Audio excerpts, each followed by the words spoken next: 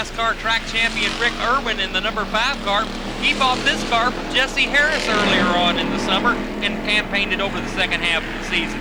So got some great talent up front here in the early going of this 50-lapper. Early indeed, as we are 8 laps away in this 50-lap event for our Oval Extreme cars. Tonight's action, of course, it is First Commonwealth Mortgage Night here at the Jeffersonville Sportsdrome Speedway, and this 50-lap feature being brought to you by our friends at Karam's Catering and Deli. We still have some more racing throughout the season. In fact, we got 2 more events left to go for October.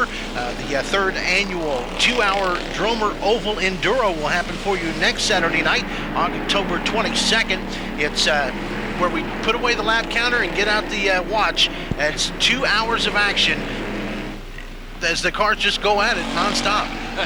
Well, 2 hours, and I believe they ran something in the neighborhood of close to 400 laps in 2 hours a couple of years ago, so we'll have to see how many they go, but you can double that, the number of trips through the intersection. Hey, our race leaders in heavy lap traffic now. Tommy Dealey slips underneath the number 65 machine and puts him 1 lap down, and then chases down the number 2 of Keith Frank, got him 1 lap down. Ordinarily, these cars don't have the airfoils and side wings on them, but for a, let's say, postseason racing action, the promoters here at the Jeffersonville Sportsdrome let them put the side boards and wings on them. Now, at speeds like this, do you think that the side panels would add that much aerodynamic assistance? I spoke with Nick Reed Jr. earlier this evening, and he said it added about 3 to 4 tenths of a second, or actually lowered their lap times by 3 to 4 tenths. So again, that's almost a half second. I know it also provides an opportunity for more sponsorship. You know, you can only get so much on the side panels and quarters, and it allows them a little extra real estate to sell to sponsorship. Of course, that's what keeps the race teams going, is their sponsorships. Yellow car just out of your picture, the number 21 of Nick Reed Jr. is now in the number 4 spot. There he is, coming into the picture there. Those large side running boards, though. Whoa, trouble off turn number 4, and it looks like we're going to get a caution flag, Dean. Absolutely. In fact, the red flag will come out as we've got 3 cars piled up there very badly. The 96 machine, I believe it is, the 96 of Gary Ritchie involved, as is the number 1 of John Cozart and 1 other machine in there. Those cars are all tied up together right there. In fact, I think they're stuck. Well, I tell you, and I don't know exactly how that happened there. Oh, and problems for Nick Reed Jr. Looks like the fire extinguisher was brought to his assistance, so evidently a small fire may have erupted in the number 21 of Nick Reed Jr. Notice the side pods, the large plexiglass wings on the sides of the cars. What that does, that adds side bite to the cars. When they go into the turn, so they don't drift, the centrifugal force takes them to the outside of the turns. That large sideboard gives them some side bite so that they handle much better through the turns. Now, obviously, one of the cars there does not have those sideboards or those running board type spoilers on the side. I don't think that was the cause of the accident, but nonetheless, that is the theory there, and I believe that's been proven again as those lap times continue to get better and better with those airfoils on the side. So there you have the explanation from Mr. Wizard himself, Frank Scott, the guru of Kentuckiana Motorsports. Kentuckiana Auto Racing guru. That's right. Tough break there for Nick Reed Jr. Tough break for a lot of bent metal on those cars there, as we see one driver out of his machine and walking away as the number 01 machine there. It looks like Carl Durbin. Yeah. Had a problem with that machine. I believe Chris Workman in that car tonight. But anyway, a tough break there.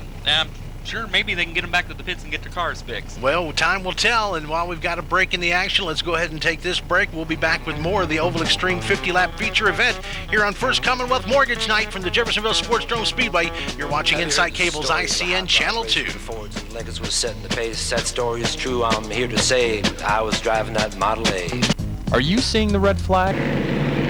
Back here with you at the Jeffersonville Sportsdrome Speedway here on this feature night of racing, brought to you by First Commonwealth Mortgage. Yes, First Commonwealth Mortgage Night here at the Sportsdrome Speedway. Well, after that lengthy caution, we are back underway with green flag racing right now and heading back out into the lead where he's been since the get-go. Tommy Dealey Jr. there in that number 41, but looks like we're going to wave him off, Frank. Yep, they didn't come to the green flag apparently side by side. The flagman wants a good, fair, even restart. A couple of the major players early on in this race aren't among the front runners right now. Nick Reed Jr., Rick Irwin dispatched to the tail of the field after they made unscheduled pit stops during that caution flag period.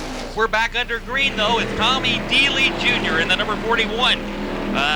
Goes back into the number 1 spot with the number 6 of Nick Johnson running at second. The number 20 of Marcus Elliott now moving up inside the top 5 in the running order. He's currently at 3rd position now as they come around to complete yet another lap. Back on in 4th place positions, the number 87 of Mike Shea shown on the leaderboard, and the number 69 of Craig Rogers rounds out your top 5. We're 16 laps complete in this 50-lap event. 50 laps the duration. We see trouble there on the number 5 machine. Yeah, Rick Irwin in trouble as the number 5 machine looks like a right front tire cut down on that car as he drops down to the infield. 41, Neely is your race leader by about 5 car lengths now as they head back into turns 1 and 2. Nick Johnson in the number 6, Marcus Elliott in the number 20. That's the way the top 3 look now as they sashay down the front straightaway and back into turns 1 and 2. Your race leader heads on around the number 15 of Richard Bauer. He is now a lap down to the field at least as the march continues, opening up a good little bit of distance between himself and the second place running number 6 of Nick Johnson. It is your race leader, the number 41 of Tommy Dealey Jr. out in front. You know, we talk a lot about second generation racers. Well, coming up a little bit later on, something new for the broadcast is this season is the MMRA Mini Cup cars. We're going to see them a little bit later. And here we're talking about third generation drivers coming along. I tell you, the roots run deep here in southern Indiana as racing traditions and families continue to carry on great traditions. 41 Dealey, your race leader. 6 Nick Johnson at second, and again that interval now opens up to about 6, maybe 7 car lengths as they move down the backstretch and into turns 3 and 4. There's the 41 off turn number 4, and he'll click off another lap down the front straightaway. 21 laps complete now in this 50-lap event. The distance continuing to open between him and the second place running machine, the number 6 of Nick Johnson. It is your race leader, the 41 of Tommy Dealey Jr. out in front. Dean Taylor and Frank Scott here with you behind the mics for this final night of broadcast racing for the 2005 racing season. It's been a pleasure being with you all year long. We're certainly glad that you decided to tune in for this edition as we see there the number 6 car, Nick Johnson. That is your second place running machine. Back of ways there, it's the number 20 machine, the 20 car of Marcus Elliott. He is still listed as 3rd on the field. You're going to go on back about almost a quarter of a straightaway before you pick up the 4th place running, number 12 with Tommy Brown Jr.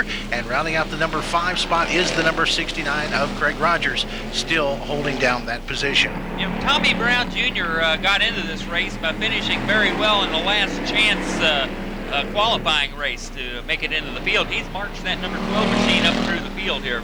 The 41 machine now is encountering some lap traffic, and he tries to make a move there on Frankie Lehman, it looked like, on the number 24. There's a look at Tommy Brown back up front with the race leaders again. 41 Dealey, 6 Nick Johnson. As they head down the straightaway into turns 3 and 4 over by the pit area. They're going to come out of turn 4. Your race leader going to look there at the back end of the slower car. 26 laps now complete in this 50-lap event, brought to you by our friends at Karam's Catering and Deli here on First Commonwealth Mortgage Night at the Jeffersonville Sportsdrome Speedway. Next Saturday, October 22nd, it is the 2-hour Enduro for the Dromer division. I had to think about that one there for a second, Dromer Frank. figure 8 cars. That's right, the Dromer cars going at it for 2 solid hours of action for you. The 3rd annual event happens next Saturday, October 22nd, and then rounding out the 2005 season is October 29th, a Halloween Fun Fright Night. Going to be some interesting races on this one. We were listening earlier to the track announcer talk about, Don Lister talk about the Headless Horseman race, the Texas Chainsaw matchup, and the Ghosty Goblin event. We'll tell you more about that a little bit later on. But right now, it is your race leader, the number 41 of Tommy Dealey Jr. He's going to get a challenge here, Frank. It looks like coming up shortly. Yep, Nick Johnson in the number 6 moving in on him. Just cut that interval, which was at about 6, maybe 7 car lengths. He's cut it down, and they're nearly bumper to bumper now as they work off turn number 4 and down the front straightaway. Nick Johnson came from Mini Cup competition, go-karts and Mini Cup competition, and just moved into the full-size stock cars just about 3 months ago. And again, I stated earlier, he purchased this car from Terry Williams Jr.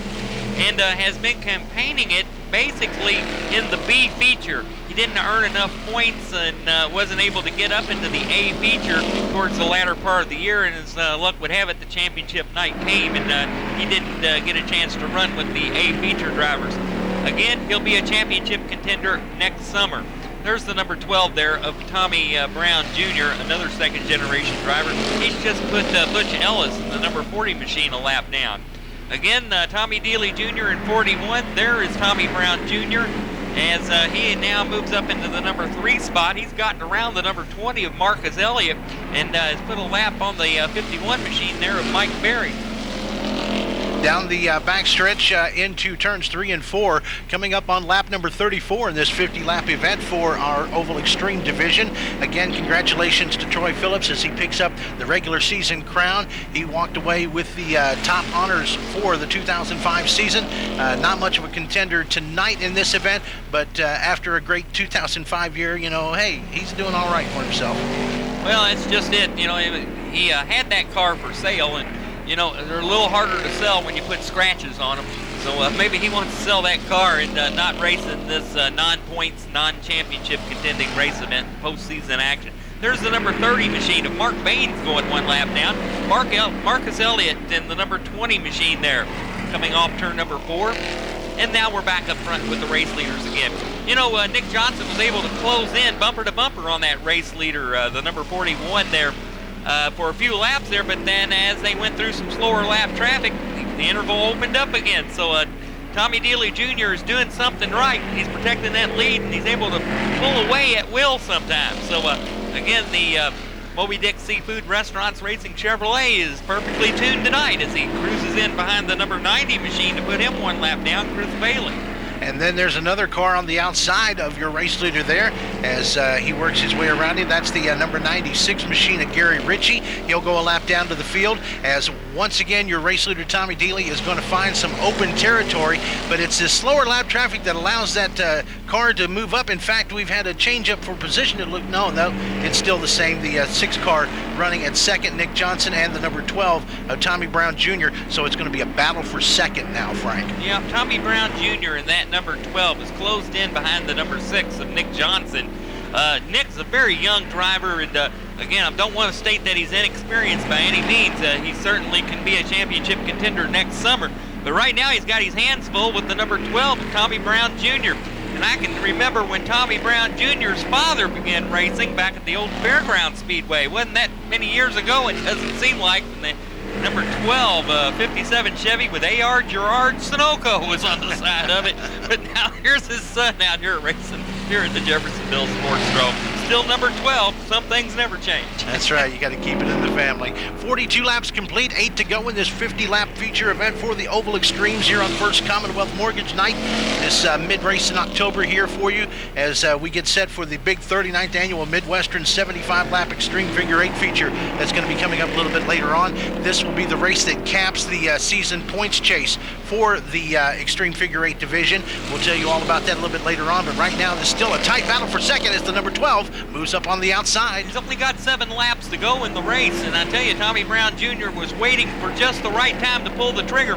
Right now he's on the outside of Nick Johnson, and this is the battle for second. Tommy Dealey Jr. in the number 41 is out front. He's your race leader, but the best battle on the racetrack is right here, and we'll try to stay with him as they come door handle to door handle off turn number 4. Off of turn number 4 across the start-finish line, 45 laps complete, 5 to go. There's your race leader, Tommy Brown, the number 41 machine, Tommy Dealey Jr. that is. He is out in front. He has opened up almost a full straightaway. Ooh. Those 2 cars battling has allowed him to just pull on out. Yeah, he sure has, but again, some great racing. This is for second place, and again, you can see the race leader just ahead of them. They're back into turns 1 and 2, and Tommy Brown Jr. goes around the outside of the number 6 of Nick Johnson and takes over the number 2 spot. He fought for it long and hard and finally came away with the advantage. Tommy Brown Jr. now taking over second place. There's your race leader encountering some more slower lap traffic as they head out through turns 1 and 2. 47 laps this time across. It'll be 48 as they come out of turn number 4, heading into turn 3. There's your race leader, Tommy Brown I'll get it right here. Tommy Dealey Jr. in the number 41. And Dealey's got to be careful while he's lapping the slower lap traffic, or he might wind up like a couple of these drivers do. They're parked down in the infield. Only 2 laps to go. Tommy Dealey Jr. does not want to foul up, I tell you. Absolutely. And there's the second place running machine now, the number 12 of Tommy Brown Jr. closing in on him with only about 2 car lengths separating first and second. But the white flag has already been displayed, and they're ready to take the checkered here in just a few more moments. Into turns 3 and 4 for the final time. Your racing leader, the number 41 of Tommy Dealey Jr. He is going to take it away. He's got the victory here in this 50-lap feature event. Well, I tell you what, and believe me, he's earned a little bit more than a first mate meal here tonight. The number 41 machine will go to victory lane here at the Jeffersonville Sportsdrome Speedway. Early on this season, he was a top championship contender. Looked like he was well on his way to the championship, and then Troy Phillips kind of rearranged his plans there long about mid-season. So, From Louisville, Kentucky, driving the 2005 Monte Carlo, your winner, Tommy Dealey Jr. Hey, we got more action for you coming up next, so don't you stray too far. We'll be back with more here on Insight Cable's ICN Channel 2. Through the finish, the flags go down, the fans get up, and they get out of town.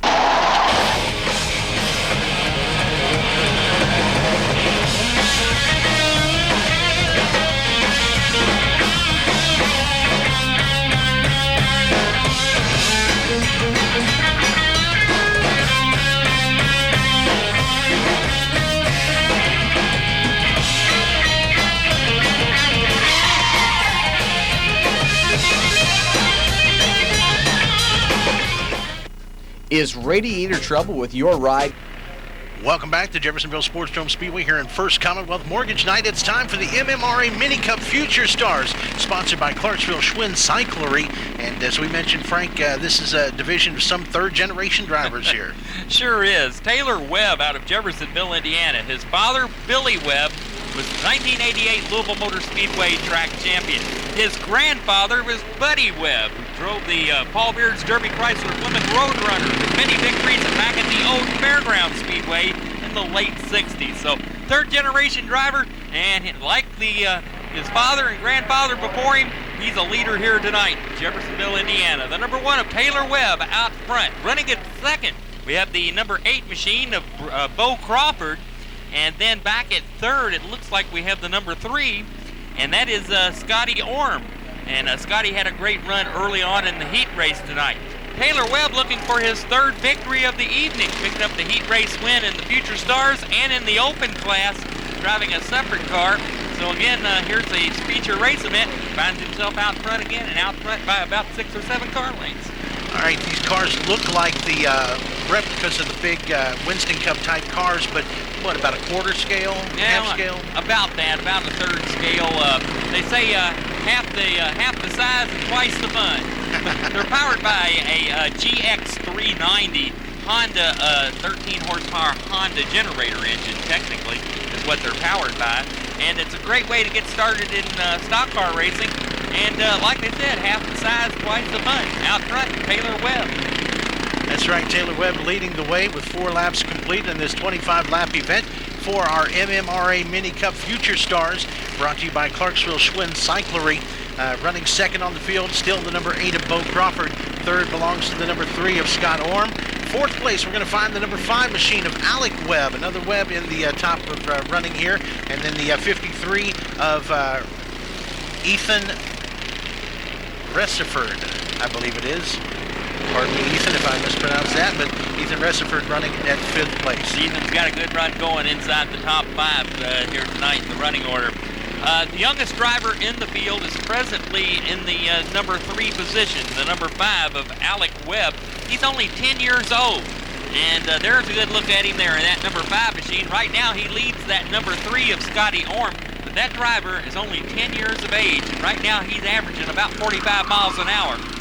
I was going to say, I was wondering what the average speed of these cars are, so they're still going at it at a pretty good clip, and right there, clipping right along, is your race leader, the number 1 of Taylor Webb, as he comes across the start-finish line, or actually into turns 3 and 4. 8 laps complete now in this 25-lap event. Yep, Admiral's Anchor Marina, sponsors of that machine. Of course, Grandma and Grandpa own that marina, and they keep a lot of the house boats from the well-known Jeffersonville, Indiana folks there.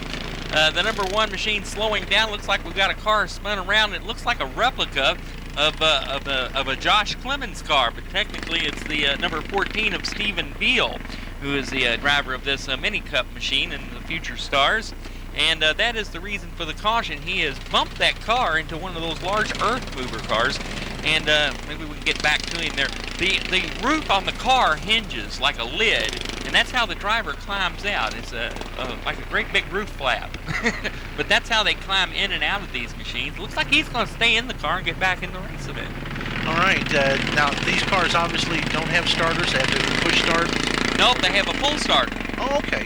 Pull starter and or a electric start. I know the GX390 Honda engines have the option of electric start or pull starter. You certainly can't push start them because they don't have a clutch. No, well, they have a centrifugal clutch, but not a manually operated clutch. So they're just going to push him out of harm's way for the moment. Wow, centrifugal. I am impressed, Frank. You just know it all, man. Clarksville Schwinn Cyclery, the sponsor here of this RE Mini Cup Future Star event, 25 laps duration, 8 laps are complete. Taylor Webb continues to be your race leader. Second, of course, is the Bo Crawford machine, the number 8 car. Third is the 5 of Alec Webb. Looks like Alec moved up in the field as the number 3 of Scotty Orm has now been relegated back to 4th. Green flag is out once again as we get things back underway. Frank. Saw that shot of the crowd. They're certainly getting the jackets and sweaters out this time of the year because it certainly gets kind of cool out there at night when the sun goes down, but the racing's hotter than ever. Here's Taylor Webb, 13 years of age, out of Jeffersonville, Indiana. Car number 1, the Admiral's Anchor Racing Chevrolet. And he jumps out front again to about a 4 to 5 car length lead over Bo Crawford in the number 8 machine. And then it's Alec Webb in car number 5 in 3rd position. That driver is only 10 years of age. And again, a wonderful way to get started in motorsports. These are the Future Stars Mini Cup racing here tonight at the Jeffersonville Sportsdrome Speedway. 9 laps complete, make that 10 complete now, 15 to go. As we mentioned, this upcoming Saturday, October 22nd, the 3rd annual 2-hour Dromer Oval Enduro. The Dromer Oval cars are going to be shining their stuff that evening as it's 2 hours of action, no laps, just a matter of time. The 3rd annual 2-hour Dromer Oval Enduro. Then, as we were talking about earlier, on October 29th, we'll close out the 2005 racing season here at the Sportsdrome Speedway with a Halloween Fun Fright Night. We're going to be featuring races like the Headless Horseman event. That's where the driver is going to be, the top half of his body is going to be covered with a bag that he can't see through, and there's going to be someone in the back seat telling him when to turn and when to go and when to gas it. My goodness, I hope he can breathe. Other events that evening, the Texas Chainsaw Race. What's going to be happening there is it's going to be 2 cars are chained together and they're going to be racing figure 8 fashion, and you don't want to break your chain. If your chain gets broken, you're out of contention. Also that evening, the Ghoul and Goblin Race. What will happen is it'll be like, say, 10 laps, for example. The ladies will race 5 laps, at which time the red flag will be flown. All the cars will stop. They'll get out, the guys will get in, and then they'll race the remainder of the race. So all that's going to be happening. It's a Halloween Fun Fright Night, closing out 2005. That's Saturday, October 29th, here at the Sportsdrome Speedway. I think Taylor Webb needs to take the engine out of this thing and give it back to Tony Stewart. He's flying. Yes, he's flying here tonight. Joe Gibbs Racing must be supplying him with engines. He's off the second turn, off turn number 4 and back into turns 1 and 2 there as he cruises past the VIP suite in between turns 1 and 2 and down the back straightaway. He continues to just pedal on with his Admiral's Anchor Racing Chevrolet here.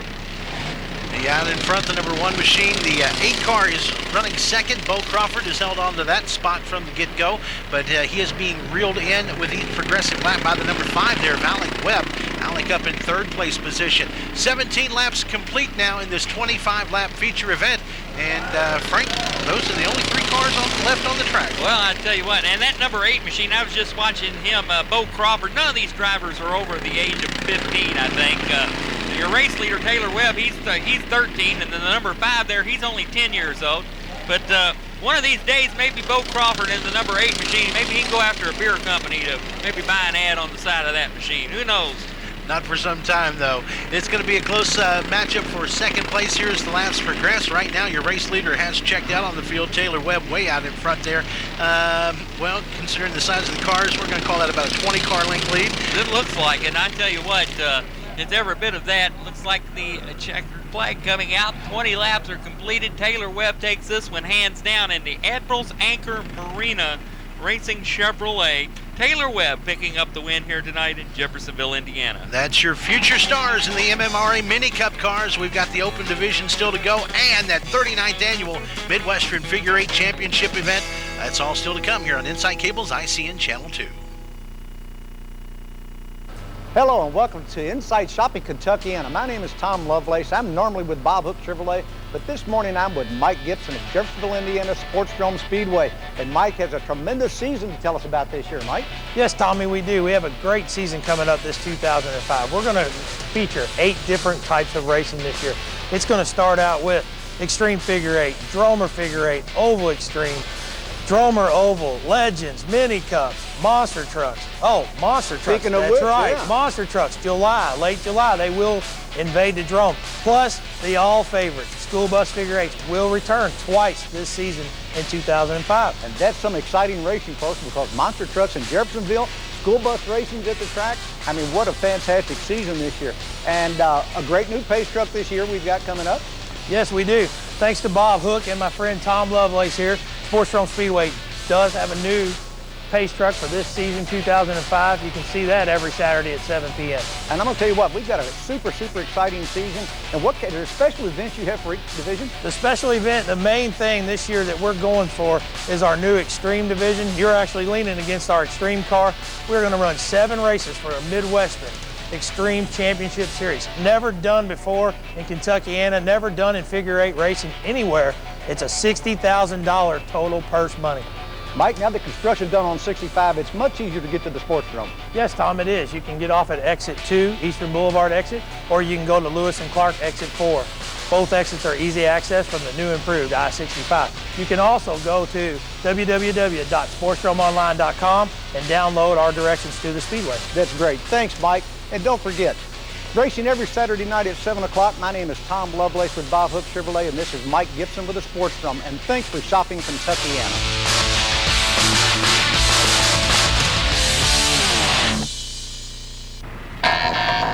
It's first Commonwealth Mortgage Night here at the Jeffersonville Sportsdrome Speedway, and it's Dromer Figure 8 time for you. Brought to you by our friends at the Powdered Keg 2. There you see the beautiful Bob Hook Chevrolet pace truck leading the field on down as we get set for 25 laps of Dromer 8 action. Well, Frank. cream of the crop here, Dean, and I tell you, these drivers all finished up near the top of the point standings during the 2005 racing season. Corey Harmon, second-generation driver in the number 17. Scott Brown, another second-generation driver right there. Your champion, John Basham, in the number 2 right there in the lineup. There's Dale West in the 89 in the lineup. Alton Lowden out of Shelby County, Kentucky. Leon Corbin in the number 54. All great drivers, all want to win here tonight. It's a great evening here. Big crowd on hand to see them win. So we'll find out who goes to victory lane here in just a few more laps. That's right. About one more time around, we see the Bob Hook Chevrolet pace truck pulling off. Don't forget Bob Hook Chevrolet, number 1 in Kentucky for sales and service. Of course, Tommy Lovelace and all of his crew over there, ready to help you out and take care of you at Bob Hook Chevrolet. Check him out. Bob Hook, number 1 in sales at 4144 Bardstown Road. Bought the last 4 new cars from him and 1 used truck, as a matter of fact. And Tommy's always shot us a straight deal and gave us the facts on every vehicle we've ever looked at, and always put a good deal together with Tommy. Yeah, absolutely. He's a marvelous individual and a great friend to racing here in Kentuckiana. Been a top sponsor for many a good season. A lot of folks here with us tonight, a packed house at the Sportsdrome Speedway. Glad that you've got us tuned in here. Dean Taylor and Frank Scott with you as we get set to drop the green flag here on 25 laps of Dromer 8 action. They're off turn number 4 through the intersection. Green flag's out, and they move off into turns 1 and 2. That's Corey Harmon in car number 17, the early leader, with the number 12 of Scott Brown running in second. John Basham, your 05 champion here at the Jeffersonville Sportsdrome Speedway, runs third. And then there's David Pate, it looks like, in the number 14, followed by the number 8 machine of Mike Bivens out of Mount Washington, Kentucky. Lap number 1 complete as we work our way down. 24 to go here for the Dromer 8s. It is the 17 of Corey Harmon out in front showing the way as they head down through the intersection. Not too busy a place right now, but that should pick up here as the laps progress. Down out of turn number 4, back towards the start-finish line. There is your race leader, Corey Harmon, leading the way. 2 laps are complete. Still running at second, the number 2 of John Basham. To make that the number 12 of John Basham, then on back to the number 2 of, or make that the 12 of Scott Brown and the 2 of John Basham. Those are your top 3. Second generation drivers up near the front of the field. There's the number 17 of Corey Harmon. That number carried his father, Larry Harmon, to so many victories around the Kentuckiana area. Now a second generation driver with the same car number. And ditto that on the number 12 of Scott Brown. His dad, Tom Brown, also carried the number 12 to victory around the Kentuckiana area. There they go, bumper to bumper into turns 3 and 4 as they move past the VIP suite and now through the intersection. Dean, it's going to probably be a few more laps before they meet up with some oncoming traffic at the intersection. A light field, but a talented field here tonight. Absolutely, talent-rich indeed, as we saw him put on a great show for the 2005 racing season. Still to come tonight, we've got the 39th Annual Midwestern 75-Lap Extreme Figure 8 Series, part of the Lowry Siding and Guttering Championship Series. We're going to crown the champion there tonight, and this is an event we were talking about in Braco earlier. Goes back all the way to 1967. A lot of familiar and great names on that list of winners. Oh yeah, and we'll elaborate a little bit more on past winners of that event as we get to our starting lineup for tonight's race event. Right now though, we've got the Dromer Figure 8 action, and they're starting to get close at the intersection now, Dean. Absolutely, things tightening up there at the intersection with 6 laps complete. Still Corey Harmon out in front, that number 17 machine showing the way. He is going to get, oh goodness. Got tangled up there with Leon Corbin in the number 54 machine. He was trying to lap Leon.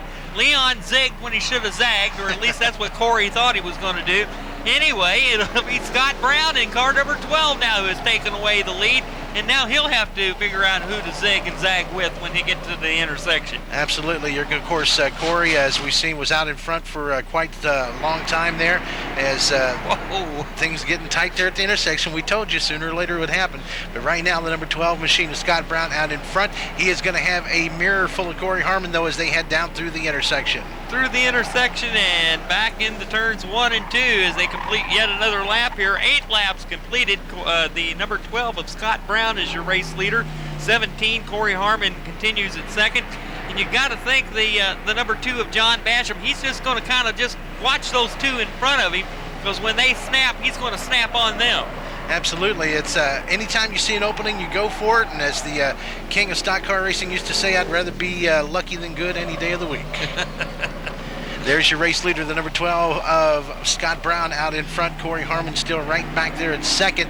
Watching patiently from third place is the number 2 of John Basham. Showing at fourth on the leaderboard is the number 14 of David Pate. And then rounding out your top 5 is the number 8 of Mike Bivens. Those are your top 5 cars here with 10 laps complete. 15 laps to go here in this event. Brought to you by our friends at the Powder Keg 2. This Dromer Figure 8 feature here on First Commonwealth Mortgage Night. King of Stock Car Racing also said he liked to run high on the racetrack so he didn't have so far to go to hit the wall. You never knew what Richard was going to say. He was full of them, that's for sure. There's Scott Brown in the number 12, and right now he has about a car length advantage over Corey Harmon. I know Corey would like to take that lead back again. John Basham currently runs in third, and he's just out of the picture, though, in the third place position. They move in on Dale West, who moves up close to that wall, so he doesn't have so far to go to hit it, and as he gets overlapped by our race leaders. Cars continuing to go lap down to your racing leaders as they continue booking on through traffic and making their way around this course here at the Jeffersonville Sportsdrome Speedway. You want to find out the latest happenings, what's left of the 2005 season, or what's coming up in 2006? Well, it's just a click away on the World Wide Web. Dial them up at the sportsdromeonline.com. That's www.sportsdromeonline.com. That's the website. That's the official site here at the Sportsdrome Speedway. All the news and information you need need. That's www.sportsdromeonline.com, our address here at the Sportsdrome Speedway. Leon Corbin in the number 54 stopped for some oncoming traffic. Looked like he might have stalled the car, but then got it going again. But Scott Brown had to kind of hesitate and kind of wait him out, and that has allowed the number 17 of Corey Harmon to move in and challenge for that lead spot now as they head into the turn number 2 and through the intersection. It was tight there for a second as they were door handle to door handle, but then Brown was able to regain the advantage and pull back out in front of Corey Harmon. Corey not letting him get too far away. Another car spinning there in front of your race leaders. Yep. The number 73 machine, that's Alton Loden. He goes on a wayward trip. And that was the break that Corey Harmon needed. He needed the 12 car to hesitate for something, and he did. But Scott Brown doing a great job of protecting that lead spot, and it takes it back at once again. So the 17 of Corey Harmon, his battle for the lead was short-lived as he right now continues to run at second. Still got plenty of time to go. Only 15 laps completed. Pulling things in closer, though, is your third place runner, the number 2 of John Basham. He's watching all that action happen in front of him, waiting for his chance to zoom out and take over the lead. Right now, it's a 3-car freight train as they come out of turn number 2 across the intersection, around to turns 3 and 4 and back down. 16 laps complete in this 25-lap feature event for our Dromer figure 8s. Side by side now. Yep, Corey Harmon's got the car. Well, he used to have the car. Got tagged there by the number 2 of John Basham, dropped back a position or 2, and Basham now moves into the number 2 spot. As I started to say, Corey Harmon definitely has the better car out of these 3 drivers, but again, he got turned around just a bit and lost some serious ground to these 2 race leaders. The number 12 of Scott Brown continues to lead. Maybe John Basham will get up there on him and see if he can maybe take that lead away. Well, as Dr. John always sang, he must have been in the right place and must have been the wrong time, and it was the wrong time indeed for Corey Harmon to be in that spot as he now finds himself back at 4th place on the field. The number 14 of David Pate is running 3rd, although that probably won't last too long as Corey will manhandle his way around. We'll watch as the laps continue to unfold here. 19 laps complete now. Yeah, I think if you ask Corey, he'll tell you he had a little help there in losing 2nd place. The number 12 machine of Scott Brown hopes he doesn't get any help from John Basham, but we'll find out what happens here. The number 2 is settling back into the 2nd place spot by about a car length. The number 12 of Scott Brown continues to lead, and then Corey Harmon at the number 4 spot now. It looks like David Pate, 14, has gotten around him according to the scoreboard. And the number 8, who continues to run in the 5th place position, is Mike Bivens. That's right, Mike Bivens rounding out your top 5 as we work our way down. 5 laps left to go. Your race leader coming down into turns 3 and 4 in through the intersection across the start-finish line. 21 now, 4 to go here in this event. Brought to you by our friends at the Powder Keg 2. It is first Commonwealth Mortgage Night here at the Jeffersonville Sportsdrome Speedway. You're enjoying all the action right here on Insight Cable's ICN Channel 2. If you would like to find out more information about the great programming that's available for you, you can look up the World Wide Web at www.icn2.tv. That's icn2.tv, and you'll get all the programming information for all the fine quality shows that are available for you here on Insight Cable's Access Channel. Well, Leon Corbin in car number 54 hasn't led a lap, but he's played a big part in several lead changes, and I guess he's getting ready to play a part in another lead change as the number 2 machine goes to work on the number 12 of Scott Brown while they were overlapping the number 54 of Leon Corbin. Down through the intersection, they are side by side back into turns 1 and 2. The number 2 of John Basham, the 05 champion here at the Jeffersonville Sportsdrome Speedway, leaning on the number 12 of Scott Brown, trying to take away that lead as they move back into turns 3 and 4, Dean. Into the nitty-gritty of things here as they're about a lap and a half away from the finish. As they come down through the intersection, it's going to be the white flag being displayed. White flag shown for your racing leader, the number 12 of Scott Brown, and the number 2 there of John Basham. They're going to be duking it out. It's a 4-car freight train there as they come down through the intersection, Frank. Well, John Basham not afraid to scratch the paint up on that front bumper here tonight. He looks down to the inside. Oh, and Scott Brown did that to himself. He just scooted way up out of the groove, moved way up the racetrack, and Basham got underneath him and took away the lead as they come to the checkered flag. The number 2 of John Basham didn't have to use the bumper. It looked like Brown just scooted, was clearly up the racetrack, lost the handle on the car is what happened. And John Basham in car number 2 has has taken away the win. Driving the 77 Ford Thunderbird, sponsored by Roof and Phillips Lighting, DeGrella Tire, Harrod Electric, and Warren Electric, your race winner, John Basham. We got more action coming your way. Stick around right here on Inside Cable's ICN Channel 2.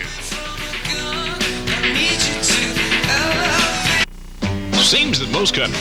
First Commonwealth Mortgage Night here at the Jeffersonville Sportsdrome Speedway. It's the MMRA Mini Cup Open Division folding for you now, Frank. Green flag's out on this field, and they race off into turns 1 and 2 here tonight at the Jeffersonville Sportsdrome. And these are the future stars. These are the open class drivers. These drivers have a little more experience than the ones before them, the future stars. However, some drivers are racing in this event in a different car, and that's Taylor Webb in car number 2, who earlier won the Future Stars race event and is now in open competition. Right now, he's got some competition from the number 1 machine of Gary Whitson as they head back into turns 1 and 2. Of course, the Mini Cup Open Division here brought to you by our friends at Clarksville Schwinn Cyclery, sponsored for this race here on ICN Channel 2. Right now, it is all the number 1 machine of Corey Whitson, that is. He is out in front with 2 laps complete, 25 laps, the scheduled distance for this event. But if attrition takes its toll, we'll see him shave a few laps off of that like they did earlier. There's the number 11 of Don Gettelfinger working the inside of the number 0 of Lee Riddle for what will be the number 3 spot. Looked like Taylor Webb faded back a bit, maybe still inside the, nope, he totally got off the scoreboard there, so Taylor Webb having problems. There's the number 51 machine working the inside. That's Chad Varner as they work the backstretch. Out of turn number 4, down through the start and finish line there, clicking off 5 laps now. 5 laps complete here for your race leader, the number 1 machine of Corey Whitson. Is it Corey or is that Gary? I believe that's Gary Whitson. Gary Whitson on the sheet here that we're looking at as he is your racing leader. And I earlier called this driver, I believe, Gary Gettelfinger or something earlier on in the heat race, so we'll try to confirm it if we can, but there's the number 1 machine for the moment. We'll go with Gary Whitson. And then the number 1 machine, the number 11 of Don Gettelfinger running at second. And then at third, it'll be the number 0 of Lee Riddle. But a good battle for first and second. That's right. Tight battle there between the top 2 running cars. 7 laps complete. Looking at the rest of the field here, we see in 4th is the number 51 of Chad Varner, and then running at 5th place, currently number 46 of Frank Kimmel II. Yeah, and you know, Frank Kimmel had a good run going in the heat race, and then I believe wound up around 5th place in that one.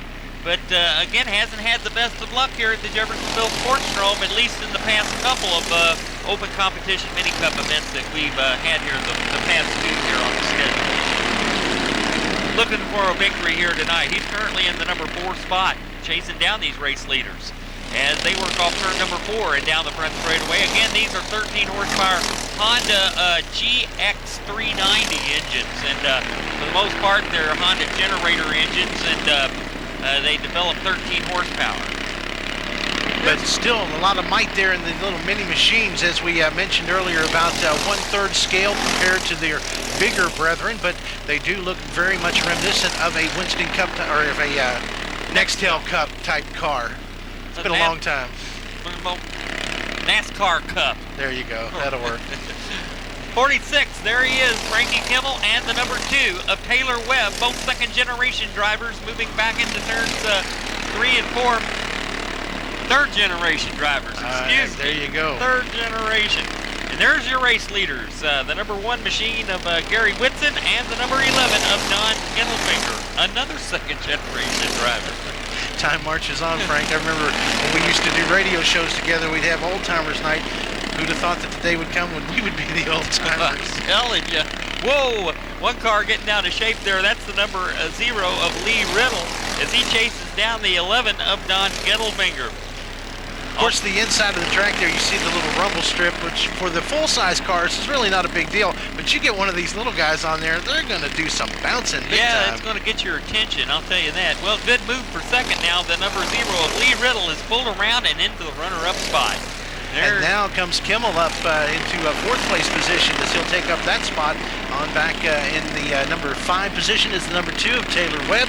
Those are your top 5 with 15 laps complete. Yeah, Kimmel now moving up. The number 46 is showing some muscle here. These Mini Cup cars were actually scheduled on another race day. Kimmel didn't know about it, but was telephoned this morning and told to be here tonight that the schedule had been changed, and he's kind of acting on a last-minute notice. But the car seems to be running pretty good. Running good indeed, as he has now found his way up into 3rd place on the field. He is now holding down that 3rd-place position. Webb continues to be 4th, and 5th now is the number 11 of Don Gettelfinger. He is now back rounding out your top 5 with 18 laps complete in this 25-lap event brought to you by our friends at Clarksville Schwinn Cyclery right here in Clarksville, Indiana. Taylor Webb really decidedly won that heat race earlier on here tonight. I don't know what happened to him here on the start of this race event, but that car definitely fell back in the lineup. He's currently in the number 4 spot as the white flag waves now. Less than 1 lap to go. That's right. This is the last time around here as they're going to try and put on the pressure, but it looks like he is going to hold his mark, and the number 1 of Gary Woodson will take the checkered flag. Keeping my fingers crossed there that we do have that driver name as correct as Gary Woodson. As I mentioned earlier, we called him Dave Gettelfinger early on, so maybe let's go with Dave Gettelfinger. That's what I called him early on in the heat race, so we've got some misinformation there. But again, the number 1, Dave Gettelfinger, collects the win. Driver out of Southern Indiana, going to victory lane here tonight at the Jeffersonville Sportsdrome Speedway in the open class Mini Cup cars. Don't you go away. We got the granddaddy of all figure 8 races coming up for you next. The 39th annual Midwestern 75-lap Extreme Figure 8 continuing right here on Inside Cable's ICN Channel 2. Are you seeing the red flag? Primary sponsor for the Midwestern Figure 8 Series this season, as there's a race series within a race series, Frank? Yes, it sure is. And again, major events throughout the summer. It culminates with tonight's running of the Extreme Figure 8 Series, the 39th annual Midwestern Figure 8 Championship. Jeff Roberts out of Louisville, Kentucky, in the number 86 up on that front row, and Danny Smith in the number 23 alongside of him. Smith qualified 2nd. That sets the front row for you there. And then the rest of the field filing into line. We have the likes of Calvin Crane, of course, Raymond Johnson, the number 1 of Gary Isbrigg, and the rest of the field now, they're all filing in behind him there in rows 2 by 2. Number 35 there as well, Mark Harmon, all up near the front of the field there, and we'll get things started here as things go. 39 years of this Midwestern Figure 8 Championship Series, and it all began back in 1967. Jim Taylor, St. Denis Gulf Ford, a 1956-54 model, but those were the days, Dean, when things got started. Butch Shea won in 68 and 69 edition, saw Richie Bissick, the late Richie Bissick, go to victory in the number 51 machine. Paul McNair, teammate to Jim Taylor, won in 1970, and then James Taylor in his number 3 machine won in 1971. The 1972 and 73 editions were won by Charlie Wrightmuth in the number 71 machine. Ray Crane won in Don Jackson Sodding sponsored Chevelle in 1974. Then Andy Vertrees goes to victory in 1975 when he and Price Baird put the roller skate, a highly modified Camaro, on the track and took that car to victory lane. Steve Brown wins it in the 1976 edition. His number 69 car owned by Bobby Tarter. Ron Hargensheimer, the Sledgehammer, wins it in 1977, and the list goes on and on. We'll find out who goes to victory lane here tonight, Dean, as the field comes out of turn number 4 and takes the green flag. Absolutely, the green flag is underway. Of course, Jeff Roberts is the defending winner of this race as he picked up the victory last year. Danny Smith is your fast qualifier tonight. He picks up a $50 bonus for being the fastest qualifier as the cars make their way around turns 3 and 4 back to the start-finish line. There you see the number 88 machine out in front. Oh, and a close call at that intersection. It was Bud Russell who had gotten off to a bad start there in his number 15 machine. He's rejoined the lineup though, but a bad start for Russell. The number 86 of Julio, Jeff Roberts, out front. One car spinning around right there at the intersection. Just got it stopped in time to avoid the oncoming traffic. There's the race leader, Jeff Roberts, out of Louisville, Kentucky, as he flies through the intersection.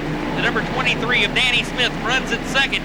And then going third, it looks like it's Mark Harmon in his number 35 machine, and the number 1 of Gary Isgrigg, as they have a seesaw battle going on right now for third and fourth. A busy intersection there, Dean. Absolutely, and it's going to get a whole lot busier. I think I counted like 39 cars starting this event, quite a few going at it tonight, and as the race progresses, they're going to spread out even more, and that intersection is going to become very busy and very dangerous. Here comes your race leader down through the intersection, over to turns 3 and 4, out in front. The number 86 of Jeff Roberts showing the way. The number 23 of Danny Smith, your fastest qualifier, running in second. Now the number 35 of Mark Harmon makes his way up into third place, sending Gary Isgrigg in the number 1 car back to fourth. We are 4 laps complete in this event, 75 laps to the duration, brought to you by Lowry Siding and Guttering, all a part of the 39th annual Midwestern 75-lap Extreme Figure 8 Championship Series. Donnie Skaggs in his number 16 machine, also up inside the top 5 in the running order as they scoot through the intersection, putting a lap on 1 car there. It looks like the 99 of Scott Box. Now a battle for second as Mark Harmon moves up to the outside of the number 23 of Danny Smith. 1 car getting sideways that time through the intersection, and they continue on. There's a look at the race leaders once again. There's Jeff Roberts in 86, the yellow car with the wings out front. Running in second, Danny Smith, yet another yellow car in second. It's the Lemons out in front, but they're not Lemons indeed, as they are showing the way right now. A lot of RPM progressing them through the field, as that intersection is getting very busy and very, very tight. Looks like a couple of cars are going to be, they'll make their way through, but here comes your race leader back through the intersection once again. 7 laps now complete in this 75-lap event, all a part of the Lowry Siding and Guttering Midwestern Figure 8 Championship Series. We're going to crown the champion tonight. Mark Harmon is your leader with 488 points. Calvin Crane only has 466 at second, and Danny Smith has 465 at third, so it's going to be tight, and it's going to go down to the wire to decide who the 2005 champion of this inaugural event is going to be. Looks like Scott Box has gone yet another lap down as the number 67 of Rick Harper gets overlapped by the race leaders. There is the 86 of Jeff Roberts, Danny Smith running in second in his number 23 machine. Look at first and second there as they race over to turn number 4 and through the intersection as they crisscross here tonight at the Jeffersonville Sportsdrome Speedway. You're watching Figure 8 racing at its finest. Dean Taylor and Frank Scott here with you on Mike's side.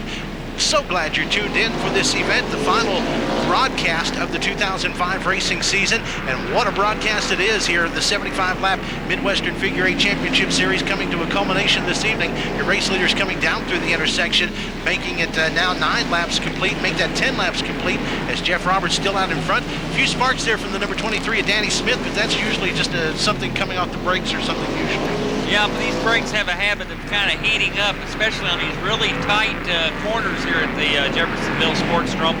There's not a lot of banking in these turns, so they have to really jump on the brakes hard in order to make it around the corners here. Roberts in the number 86, 23, Danny Smith, 35, Mark Harmon, and then the number 1 of Gary Isgrigg of New Albany, Indiana is your top 4 there. And then rounding out the top 5, we see the number 0 on the scoreboard, Raymond Unconscious Johnson out of Louisville, Kentucky, in the number 5 spot. Now he's just been overtaken by the number 6 of Chris Harmon, his arch nemesis. So we'll find out if that battle, that seesaw battle for 5th and 6th continues on, and perhaps they'll march their way towards the front of this field. All right, as we mentioned, Jeff Roberts is the defending champion of this event. He won it last season. Artie Ware took it in 2003, and Calvin Crane won the year before that, while Tony Anderson won 2001. We've seen a lot of the Indianapolis drivers who came into the area and picked up quite a few championships over the years. Frank, is there a contingency of the Indy drivers here tonight, or is it just all local guys? Well, it's basically local drivers, because the Indianapolis drivers, they drive a more modified, a more outlaw type of race car compared to these. They're all fast, but they're not fast when they get the caution flag. They just got the caution. The yellow flag is out. apparently we've got a mishap somewhere on the racetrack. Yeah, we'll try and settle things out here as caution comes out. 14 laps complete. Jeff Roberts still your race leader. The number 3, or make that the number 23, Danny Smith, running at second, and the number 35 rounds out your top 3. That, of course, Mark Harmon. We're going to pause here, but we'll be back with more of this event. Still a lot of laps left to go here in this 39th annual Midwestern Figure 8 Championship right here on Inside Cable's ICN Channel 2. I know you do more break.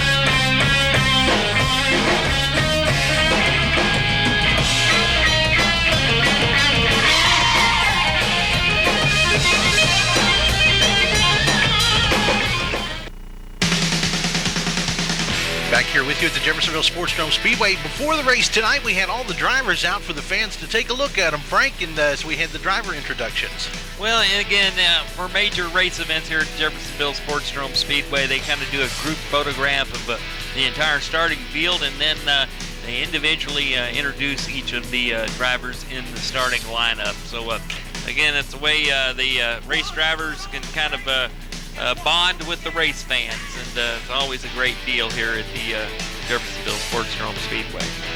Of course, it is the Extreme Figure 8 Series, the 39th annual Midwestern 75-lap Figure 8 Series Championship. Happening for you right now, brought to you by Lowry Siding and Guttering. We are 14 laps into this 75-lap event.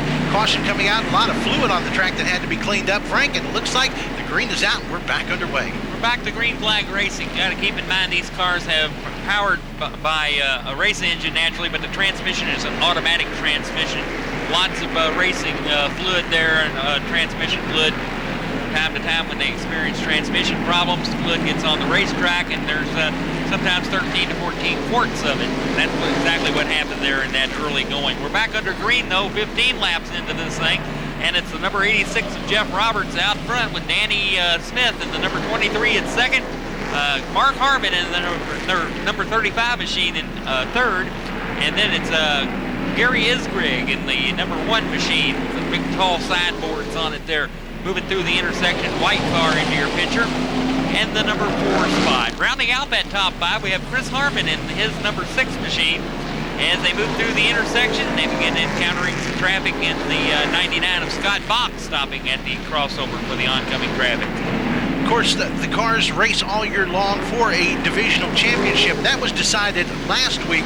This is part of the Midwestern Figure 8 Championship Series, a new event that was started this year, sort of a series race inside the series race. And this is the culminating event here this evening, all brought to you by Lowry Siding and Guttering, who put together a nice postseason championship fund for the winner.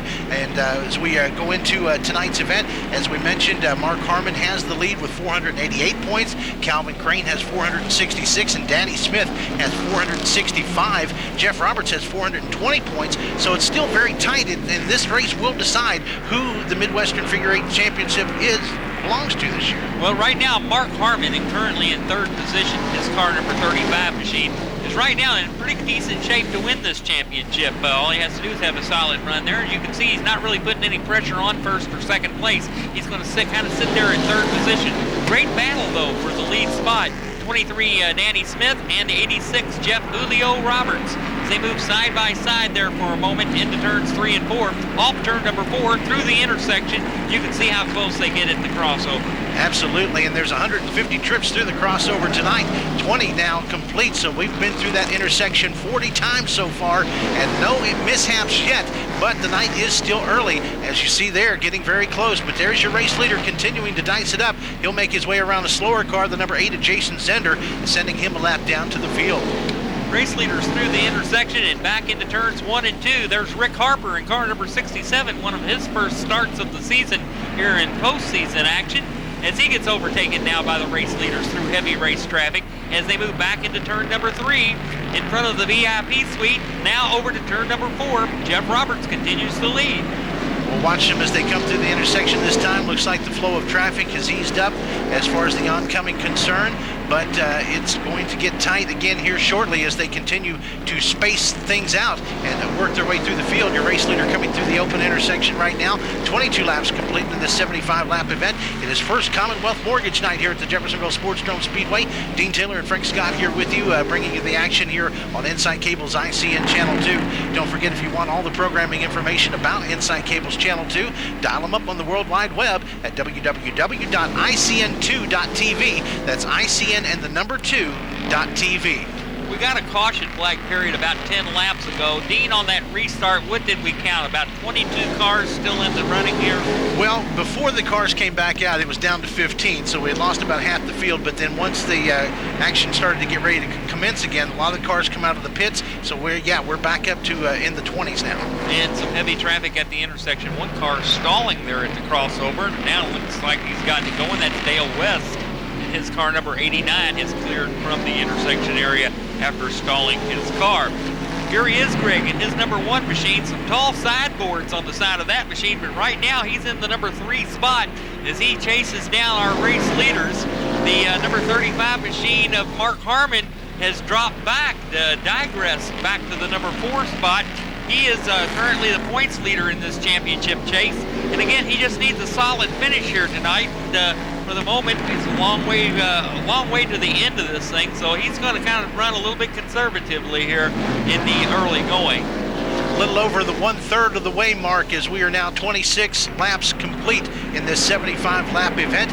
The championship series presented by Lowry Siding and Guttering. For your siding and gutter needs, remember the fine folks at Lowry. John and Vicki Lowry and all their fine professional crew will take care of you at Lowry Siding and Guttering. Jeff Roberts in the Derby City Motorsports sponsored ride. Car also sponsored by Jim French Custom Built Homes. And Jeff's has had a great summer this year, qualifying well and winning several major race events. And I'd like to add the trophy for tonight's major race event to his mantle at home, I'm sure, as he moves in behind Earl Riley of Jeffersonville, Indiana, to put him 1 lap down. Absolutely. The cars continue to work their way through the field. There's your race leader off through turns 3 and 4. He'll come down through the intersection. It's going to open up for him as he makes his way on through. Jim Berry getting hard on the brakes. It looks like he was going to go for it, but then thought the better of it. But nonetheless, the cars continue on now. 29 laps complete. Jeff Roberts still out in front, your defending champion for this event. The rich event that goes all the way back to 1967, the longest running regular series here at the Jeffersonville Sportsdrome Speedway. This is the 39th annual event for this racing division. Now, I tell you, Dean, and again, we ran through the early winners of this event as we reached the 1980s. Charlie Wright-Mute, Leonard Basham, Steve Brown, Bob Miller. They pretty much dominated the early part of the 1980s in this Midwestern Figure 8 race event. Then along come about 1991, that's when the Indianapolis area drivers started their influx into this race event on an annual basis. And Bruce Tunney came away with the win in 1991. Doug Gregg in 93, Rich Fenwick in 94, Eddie Van Meter in 96, and then Jack Dawsey by 1999. But the locals did well in this race event as well. Leonard Basham collecting a pair of wins in 92 and 95. And then Buddy Bertries came away with the win in 1998. Then Tony Anderson in 2001. Calvin Crane 2002. Artie Ware won it in 2003. And Jeff Roberts was last year's race winner and presently our race leader here tonight. Absolutely, as Jeff Roberts is out in front. Danny Smith, your fast qualifier tonight, continuing at 2nd place on the field. The number 1 car of Jerry Isgrigg running at 3rd. On back and forth, it's Mark Harmon in the number 35, and then rounding out your top 5 is the number 6 of Jeff Harmon, or is it Chris Harmon? It's Chris here tonight. Chris tonight. So Chris Harmon there in the number 6 machine rounds out your top 5 with 34 laps complete, soon to be 35 here as they come around out of the turn 2 area down through an intersection, and that thing is starting to fill up. Frank, it's getting a little more congested. Just checking out the different theories here, and look at these large sideboards on these machines as they move through the intersection. Gary Isgrigg's car number 1 has the tallest plexiglass sideboards on it. And the theory here is, again, I spoke earlier of the side bite. going through the turns. If you look at the roof of Raymond Johnson's car when it eventually comes into the picture, he's running more of a downforce wing. He's looking for downforce traction to the rear tires on his car. Calvin Crane's machine is the same way. So again, a couple of kinds of different wind theory, if you might, if you will, kind of plays a part in the design and the bodies of these cars. But right now, it's cars with tall sideboards up front winning this race.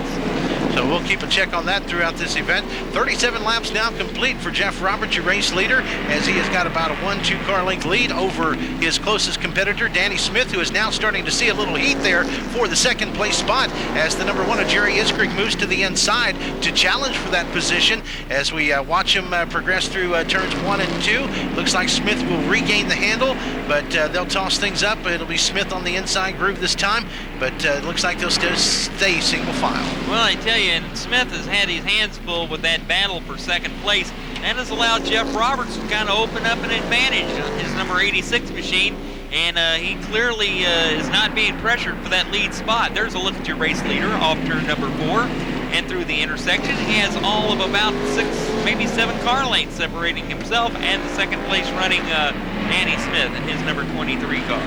This, of course, our final broadcast for the 2005 racing season. Still 2 events left on the racing card here at the Sportsdrome Speedway. This upcoming Saturday night, October 22nd, is the 3rd annual 2-hour Dromer Oval Enduro. 2 hours of action for the Dromer Oval cars. That's right, no laps counted. It's 2 hours of nonstop action that's happening this Saturday night, October 22nd, and then we'll close things up on October 29th with a Halloween Fun Fright Night, where we'll feature races like the Headless Horseman event, the Texas Chainsaw Race, and the Ghouls and Goblins event. All of that happening on October 29th as we round out 2005 here at the Jeffersonville Sportsdrome Speedway. I was looking for a good chainsaw engine to put in one of these race cars. Come to find out they're going to chain them together, not run them on chains. Yeah. All right, so that's how things stand right now. 41 laps complete as the car goes in spin there. In front of your 3rd place running car, the number 1 of Jerry Iskrig. He is now caught up with the one of the green machines. Like there. Jason Zinder's number 8 machine clearly blocking the path of the number 1 of Jerry Iskrig. That's going to rattle the running order a bunch. Iskrig was our 3rd place running car. We see no caution flag yet, so Iskrig definitely lost a lot of ground. Give you the rundown as we have it now. The number 86 of Jeff Roberts continues to lead. Danny Smith at 2nd, a new 3rd place running car. And Mark Harmon, it'll be the number 6 of Chris Harmon into the number 4 spot. And then Darren Greenwell rounding out the top 5 in his car number 40. And hopefully we'll get a glimpse of the mini mix car in the number 40 machine. All right, so a big change up there as the car got spun around, as you saw. 45 laps now complete as we work our way over the halfway point here, about 2/3 of the way, set to come up in just a few minutes. There's your race leader, the number 86 of Jeff Roberts, the Jim French Custom Builders machine out in front, leading the way as he works his way around a slower lap car. The oncoming traffic is going to slow and let the leaders pass on through as they continue to thread the needle there. Jeff Roberts out in front by about 4 or 5 car lengths over the number 23 and Danny Smith running at 2nd. Then the 35 machine, as we said, at 3rd place. That 35 car, of course, is Mark Harmon, who is one of the top contenders, I believe, in the points chase here for this Midwestern Figure 8 Championship Series here tonight. First Commonwealth Mortgage Night at the Jeffersonville Sportsdrome Speedway. And if you want to find out all the information on the actions here at the Sportsdrome, don't forget our World Wide Web address. It's sportsdromeonline.com, sportsdromeonline.com. That's the address for the Jeffersonville Sportsdrome Speedway to get you all the information you need. Well, I tell you what, Jeff Roberts is setting an incredible pace here tonight. Just to give you an example, Gary Iskrig lost nearly 2/3 of a lap. Oh, goodness. Just on that. To give you another perspective of this, Raymond Johnson and Calvin Crane, the 05 champion here at Sportsdrome Speedway, are almost a lap down. As a matter of fact, Raymond Johnson just pulled down to the infield his number 0 machine. He has now gone 1 lap down to the race leaders. And Calvin Crane, the 05 champion, is just about a lap down to Jeff Roberts. Roberts is absolutely flying here tonight. He is indeed got it hooked up on rails, as they say. We see Raymond Johnson. He'll head off to the pit, so he is out of contention right now as 50 laps are complete, 25 laps to go in this 75-lap event, the 39th annual running for the Midwestern Figure 8 Championship here at the Jeffersonville Sportsdrome Speedway. Jeff Roberts showing the way. Danny Smith running at second. Danny, of course, was your fastest qualifier tonight. He picks up a $50 bonus for doing that. And a third-place running machine, the number 35. That, of course, Mark Harmon. Chris Harmon running at fourth in the 6 machine. And we find the number 40 of Darren Greenwell listed as 5th place currently with 51 laps complete. It's all Jeff Roberts. Well, Roberts has definitely got himself in a great position to win this one and repeat as the champion of the Midwest Figure 8 race event. Last year's winner could win again here tonight. He's definitely in great shape. Right now, Danny Smith is his only competition, and right now he is about 3 car lengths behind. Roberts has got to be especially careful when overlapping slower traffic. We saw this in some of the preliminary race events, especially in the Dromer Figure 8 race event. The race leader kind of stumbled, if you will, on slower lap traffic and lost the lead. That could very well happen in this race event as well. Roberts in his number 86 machine. However, it's the number 35 that we've really got to watch. That's Mark Harmon, and he could be emerge as the champion of this racing series. Maybe not the winner of this race, but the champion of the entire series by just having a solid finish here tonight. And there's a good look at him in his number 35 machine. Absolutely. He has 488 series points. He is in the leader.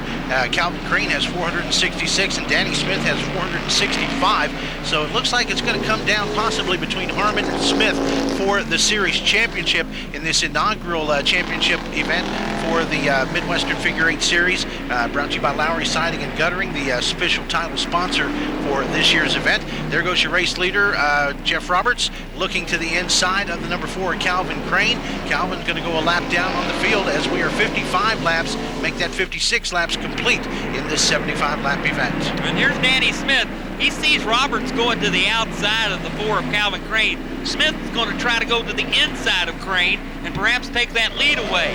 That didn't work out, but he was able to really kind of gain some ground on Jeff Roberts as we saw that 3-car length interval between first and second really shrink down a bunch. So they're bumper to bumper now for first and second. Now Roberts opens up about a car length on the second place running Danny Smith. Seemed to pull away there in the stretch, the straightaway, but now they're going to be coming upon some slower lap traffic once again. We see the number 55 of Earl Riley just ahead of him. Earl's going to come into the figure here in just a moment as the leaders will try and make their way around the cars once again. In fact, they'll slide to the inside of the Doodle Dog and make short work of him as he allows the leaders to pass on through. On an open racetrack, Jeff Roberts has got the horsepower. He's got a lot more engine than Danny Smith does. But when they hit the slower traffic, it gets down to driving, and these two drivers are pretty much equal then. That's when Danny Smith's able to close in on him. But again, on open racetrack, Jeff Roberts has got the horsepower. That's for sure. He can definitely light the wick on that number 86 car and pull ahead. He's got the horsepower, the RPMs to pull it off. And but right now he's got some more slower traffic to encounter. Moving to the inside there, the number 17 of, that's Earl Riley there, the number 17 car. Another one of the Rileys, I believe, in the 55 machine. Do not have a name listed for that particular car. But we'll watch here as we're working our way towards lap number 60, Frank. I believe that's BJ Lord in the number 55 machine. BJ driving for the Riley Racing Team stables, as is Donnie Blanchard. I believe he's got the number 56 machine. Earl Riley in the 17 though, and that's the way things are shaking down. Again, a good battle for second as the number 35 of Mark Harmon closes in on 23 Danny Smith. And Smith, instead of battling for the lead, is battling to try to hold on for second. Harmon's really got a strong run going here on him. We'll have to watch and see how things unfold as those cars continue to go at it. There's your race leader, the 86 of Jeff Roberts. He is pretty much unscathed at the moment, although some more slower lap traffic in front of him as he continues to click off the laps here and put the cars down on the field. There's second and third right behind him there, the yellow and red cars that just passed through on your TV screen, the 23 of Danny Smith and the 35 of Mark Harmon. It's those two cars battling it out, as Frank said, for second place. That's going to be a tight matchup here as we continue to work our way through. 62 laps are complete. This time down the straightaway, that'll be 63 going in the books. We've only had one caution so far, Frank. Jeff Roberts closing in now on Zeke Skaggs in the number 41 machine. Probably be a different story if it had been earlier in the season. Zeke Skaggs just had an incredibly strong racing engine Murray Baird put together for him early on in the season. It's not the same engine here tonight, and as a result, Zeke Skaggs is almost a lap down to the race leaders in his number 41 machine. But Skaggs had a great summer when that engine held together. Good run for the 41 this summer, but again, almost a lap down to our race leader here. We've seen some tight action at the intersection this evening. A few close calls, but no really close calls yet. But it's been a pretty good race so far. As we mentioned, only one caution so far, and that was a vehicle that laid down some fluid on the track. They had to stop and clean that up. There you see the number 6 of Chris Harmon. He is your 4th place running car. Right behind him, the number 1 machine who's out of the running Gary Iskrig, who was up there, one of the top contenders earlier, and until encountering some trouble. Yeah, it looks like he's encountering some more problems now. We saw just a huge amount of smoke coming out from behind Gary Isgrig's machine. Zeke Skaggs spoke of earlier still isn't a lap down yet. He's been able to keep his 41 machine ahead of Jeff Roberts, so he remains on the lead lap. There's Isgrig smoking number 1 as it comes off the corner through the intersection, and if he's not careful, he'll get the black flag. But he's chasing down the number 6 of Chris Harmon.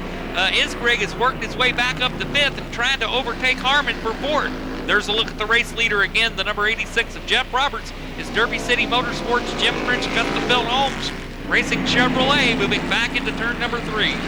If all goes according to plan, he's going to take away the race victory this evening, but there's still plenty of action left here as lap number 68 goes on the board. 75 laps the distance here in this Midwestern Figure 8 Series.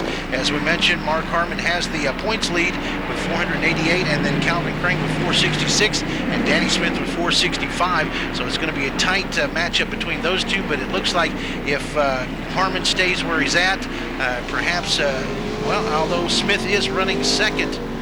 No, change up. That's what you're trying to say, Frank. I'm sorry. Go ahead. Mark Harmon has gotten around Danny Smith, and he is in the number 2 spot.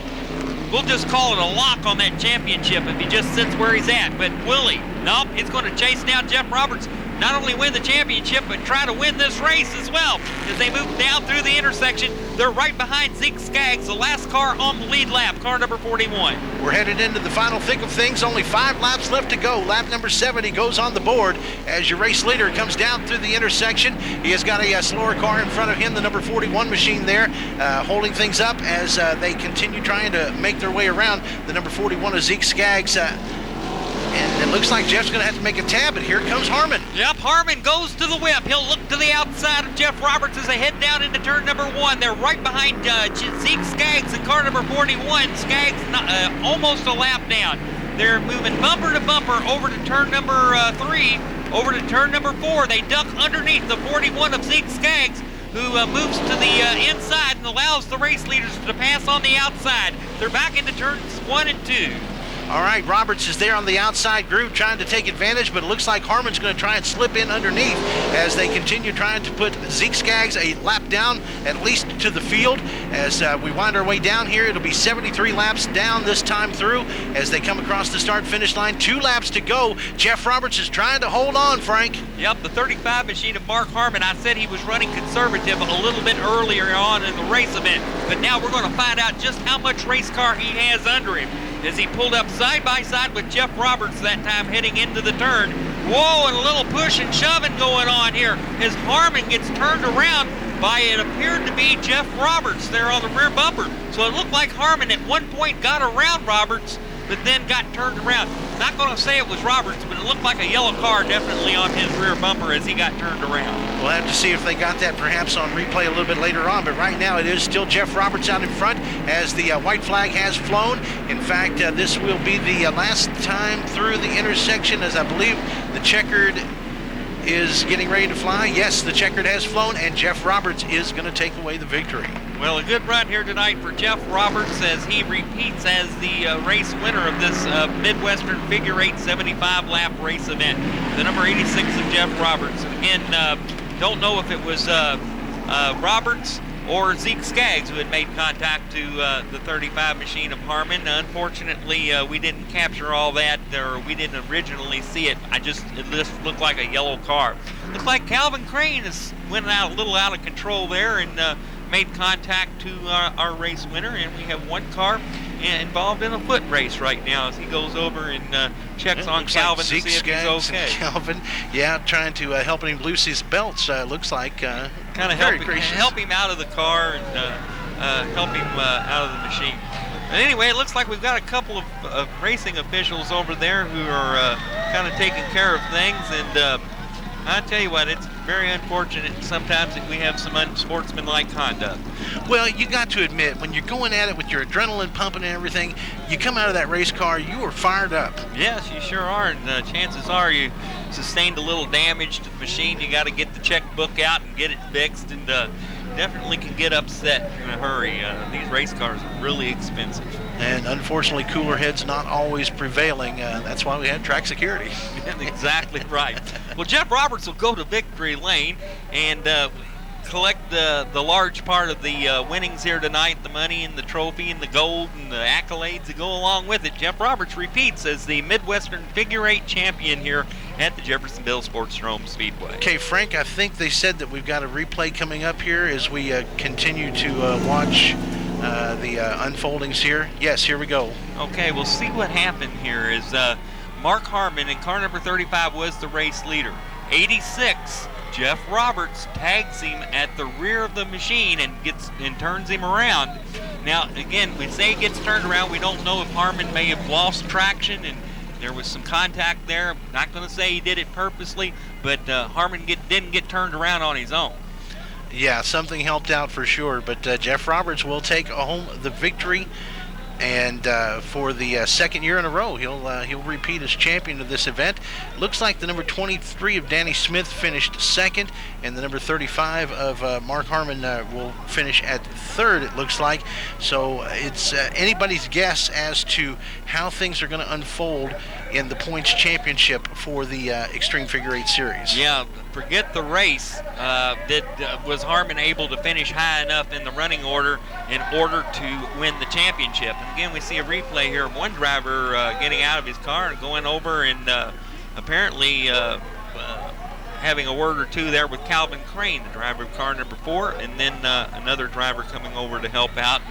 And then things get rolling pretty good. Yeah. Well, it's an exciting finish to the 2005 broadcast season. Definitely what a way to go out, Frank. It's been a great year. That sure has. And again, some great racing still remaining here at the Jeffersonville Sportsdrome over the next couple of weeks. That's right. This Saturday night, the 22nd, it's a 2-hour enduro for the Dromer Ovals. And then the 29th, it is the Halloween Fright Night. Be sure and check it out. Still plenty to come. Our thanks to Insight. They've been a great team to work with all year, and it's been great working with you again, Frank. Great having me here, man. It's been super. Dean, you're great. Insight's been great. Racing's been great. I'm glad to be back. So until 2006, good night from the Jeffersonville Sportsdrome Speedway and Insight Cable's ICN Channel 2.